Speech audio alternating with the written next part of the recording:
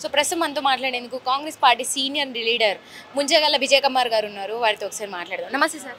నమస్తే అండి. అంటే తెలంగాణ ముఖ్యమంత్రి రేవంత్ రెడ్డిపై అసభ్యకరమైనటువంటి వాక్యాలు చేశారు బల్కసుమన్. మరి అసలు ఎట్లా చూడొచ్చు? కేసు నమోదైంది అంటున్నారు. తనేమో ప్రచారంలో ఉన్నట్టుగా అంటే పరారులో ఉన్నట్టుగా ప్రచారం జరుగుతుంది. మరి ఇది ఎంతవరకు వాస్తవం అంటారు?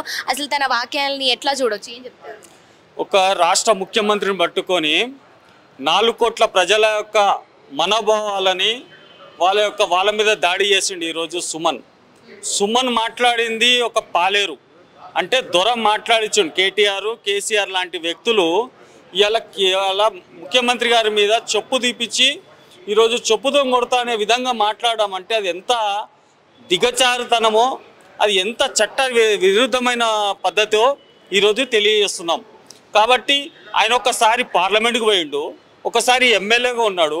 ఆయన చట్టసభలకు వెళ్ళి ఏం నేర్చుకుంటూ బాబాసాహెబ్ అంబేద్కర్ రాజ్యాంగంలో ఇదే నాకు నేర్పించిన ఇంగిత జ్ఞానం, యూనివర్సిటీలో నేర్చుకున్న ఇంగిత జ్ఞానం ఇదేనాను.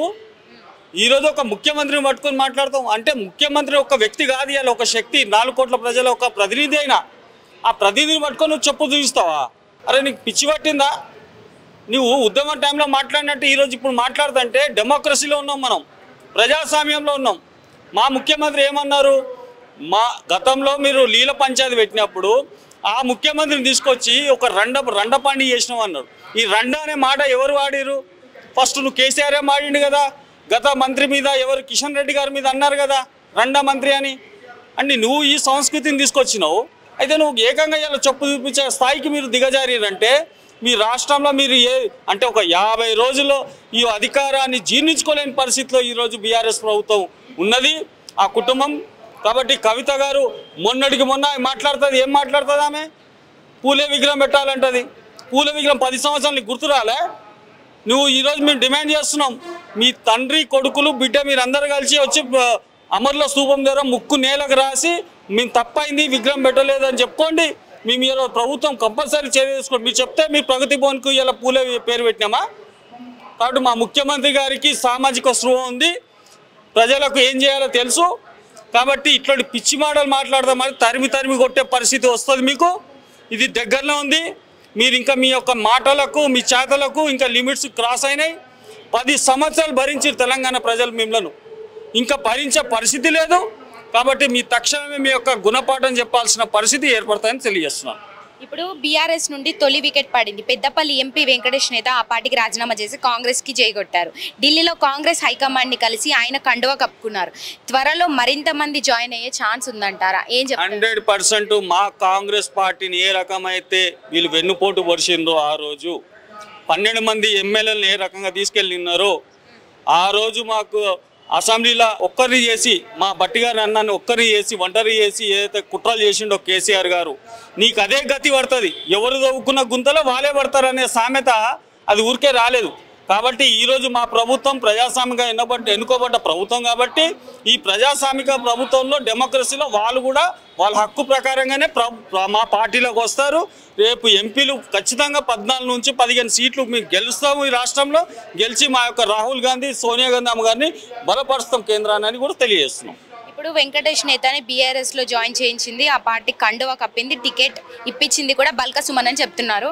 మరి అలాంటి వెంకటేష్ బల్కసుమన్కి హ్యాండ్ ఇచ్చారనుకోవచ్చా? మొత్తానికి ఏం చెప్తారు? ఏమో అది నాకు తెలియదు, కానీ వాస్తవానికి సుమన్ అయితే పక్క పాలేరు, కేసీఆర్కి పాలేరు. ఆయన ఏం హ్యాండ్ ఇవ్వడు. కాకపోతే ఆయన దొరదెర ఫస్ట్ మార్కులు కొట్టేయాలని, ఫస్ట్ పొజిషన్లో ఉండాలని ఆ విధంగా వ్యాఖ్యలు చేసిండు. అది దానికి ఆయన తగిన మూల్యం చెల్లించుకోక తప్పదు. కాబట్టి రాష్ట్ర ప్రభుత్వం ఒక న్యాయపరమైన చర్యలు తీసుకుంటుంది అతని మీద. మా పార్టీ కూడా జీర్ణించుకోలేని పరిస్థితులు ఉంది. రేవంత్ రెడ్డి గారు మా నాయకుని మా మాటలు అనడం, ఆ చెప్పులు చూపించడం, ఆ సంస్కృతిని ఆయన ఇంకా ముందు ఎవరు కూడా ఈ రాష్ట్రంలో అట్లాంటి పరిస్థితి రాకుండా దాన్ని నిర్వహిస్తామని కూడా తెలియజేస్తున్నాం. లిస్ట్లో ఇంకా ఎంతమంది జాయిన్ చేసే అవకాశం ఉందంటారు? చాలా మంది మా ముఖ్యమంత్రి గారిని కలుస్తున్నారు. కానీ ముఖ్యమంత్రి గారు ఏమన్నారు? మా ప్రభుత్వం ఒక డెమోక్రసీగా మాకు ఇచ్చిన మ్యాండేట్ ఇది ఉంది, మా ప్రభుత్వం నడుస్తుంది, మీకు ఎప్పుడో అవసరం అనుకుంటే అది తర్వాత అధిష్టానం చూసుకుంటుంది తప్ప పార్టీ ఏం చూడదు. ముఖ్యమంత్రి గారు దాంట్లో ఏం జోక్యం చేసుకోరని నేను తెలియజేస్తున్నాను. ఇప్పుడు రేవంత్ టీంని అంటే జగన్ టీం టార్గెట్ చేసింది అనుకోవచ్చా? సర్కార్ని కూడా కూల్చివేత కుట్ర అంటూ కూడా కొన్ని వార్తలు వస్తున్నాయి. మరి దీనికి ఏం చెప్తారు? జగన్ దీంట్లో పూర్తిగా బీజేపీ ఏదైతే జగన్ తర్వాత కేసీఆర్ గారు ముగ్గురు ఒకటే. మీ ముందర నుంచి చెప్తున్నాం, ఈ లీల పంచాయతీ కూడా ఎన్నికల్లో పెట్టిందే వీళ్ళు ఆ యొక్క సింపతి గెయిన్ చేయడానికి.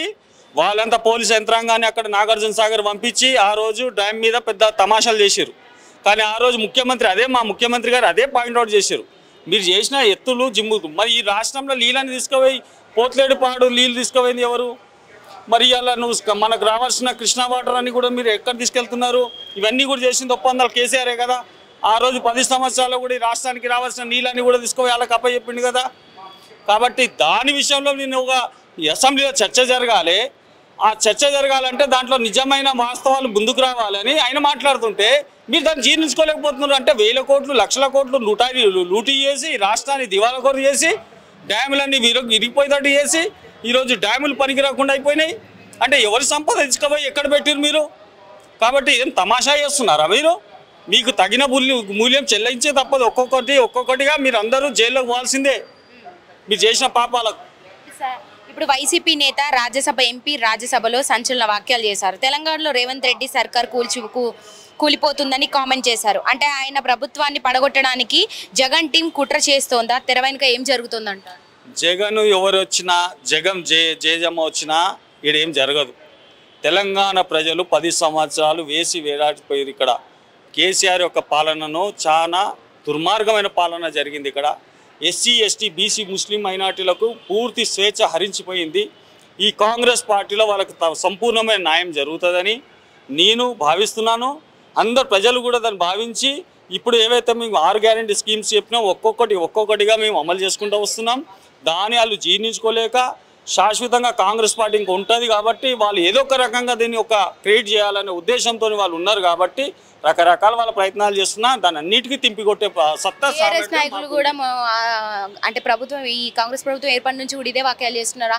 6 నెలల్లో కుప్పగూలిపోతుంది కాంగ్రెస్ ప్రభుత్వం అంటున్నారు. మరి ఇప్పుడు వీళ్ళు కూడా ఇదే మాట చెప్తున్నారు. అంటే రేవంత్ రెడ్డి సర్కార్ ఖచ్చితంగా కూలిపోతుందని మాట్లాడుతున్నారు. మరి ఎట్లా చూడొచ్చు ఇట్లాంటి మాటలు? నిజంగానే కూలిపోతుంది అంటారా? కూలిపోతుంది అమ్మా.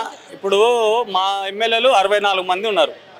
మా ప్రభుత్వం ఏర్పడ్డది కదా, మా మంత్రులందరూ యాక్టివ్గా పనిచేస్తున్నారు కదా. ఇలా సెక్రటరియట్కి వెళ్ళి చూడండి, గతంలో సెక్రటరియట్కి వెళ్తే ఒక్క పిట్టే కూడా ఒక మనిషి కనిపించేది కాదు అక్కడ. ఇవాళ ప్రజలు స్వేచ్ఛగా వచ్చి తన దరఖాస్తులు ఇచ్చుకుంటున్నారు. తన పాలన మంచి జరుగుతుందని ప్రజలు సంతోషంగా ఉన్నారు. ఇవాళ ప్రజా దర్బార్ జరుగుతుంది. గ్రామ స్థాయిలలో కూడా ఈరోజు కార్యక్రమాలు తీసుకుంటున్నాం, బస్తీలలో కూడా కార్యక్రమాలు తీసుకుంటున్నాం. కాబట్టి ప్రజలకు ఏమేం కావాలి? గ్యాస్ కావాలా, నీళ్ళు కావాలా, ఇంకా కరెంటు కావాలా, ఇంకా ఏ విషయాలు కావాలా, సంక్షేమ పథకాలు కావాలా, ఇవన్నీ కూడా కాంగ్రెస్ ప్రొవైడ్ చేస్తుంది కదా. దాన్ని వెయిట్ చేయాలి కదా. వీళ్ళు కనీసం 3 నెలల టైం ఇవ్వకుండా మీరు ఎంబడే మా మీద మీరు పడి మీరు ఇష్టం వచ్చిన మాట్లాడితే మీ కడుపు నొప్పి, మీరు జీర్ణించుకోలేని పరిస్థితి. ఎందుకంటే మీ చేసిన పాపాలన్నీ ఎక్కడ బయటపడతాయని వాళ్ళు భయంతో గుబులతోని ఈ రకంగా ముందు మాట్లాడుతూ ఉన్నారని తెలియజేస్తున్నారు. స్థానాలు వస్తా అనుకుంటున్నారు. మరి ఇప్పుడు రాబోయే పార్లమెంట్ ఎలక్షన్ 14 సీట్లు 100% గెలుస్తాము. 100% గెలిచి మా దేశంలోనే మాకు ఉన్నతమైన మంచి స్థానాలు వస్తాయి. మా ప్రభుత్వం ఏర్పడుతుంది కేంద్రంలో, రాష్ట్రంలో కూడా బలమైన ఎంపీలు 14 మంది ఉంటారని కూడా నేను తెలియజేస్తాను. Thank you so much.